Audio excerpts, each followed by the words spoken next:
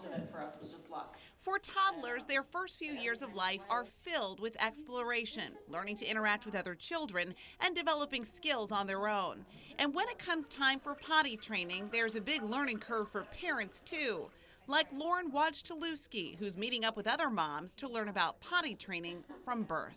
I think it's a great idea, and I think that it's just a better way to get them used to the potty earlier so that they become comfortable with it. So in the moment, it seems like really intense and very Leading up the stressful. class on this unique potty training technique is Emily Polikoff of Fayetteville. She's a certified potty coach who helps parents and kids navigate the sometimes stressful world of toilet training. Okay. It's a concept called elimination communication, one she started with her own children at home. I love kids, and I just want to help other parents make it as fun and easy as possible. Polikoff says 1.5 to 2.5 years old is usually the best window for actual potty training. But the process, she says, can start much sooner than you might think. The earlier you can start helping them know that there is another option, the easier potty training will be. Parents can start by watching their baby, looking for signs they have to go. This is a smaller potty that's great for littler kids, especially on the go.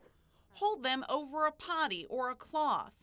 Then use noises to give your baby the cue to go. You can make a little sound like psst for pee, or some people click or grunt for poop, and they build that association between being held and hearing the sound. Polikoff admits it seemed a little strange at first, but she's seen success with both of her children. Her 4-year-old daughter was out of diapers by 22 months. Here we go. And her 16-month-old is almost there. Tell mommy potty. Psst. Both started when they were just a few weeks old. When she started to scrunch up her face and make faces, I just held her really carefully in my arms and held a potty underneath her, or just held her over a diaper or another cloth and just said, okay, go potty. Polikoff says your baby won't necessarily understand what you're saying, but holding them in that position can actually teach them more than you think. And it should be on their schedule, and it is. Dr. Marcus Rivera is a pediatric gastroenterologist with Upstate University Hospital and says whatever age parents decide to start the process and whichever technique they use, they should plan on being patient.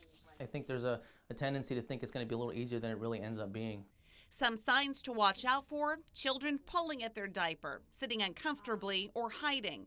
He says rewards like stickers or candy work well, and he warns parents it won't happen overnight. I'm telling them to just be calm, to create a positive environment, and to really sort of reward if possible, but to be patient. It takes a time.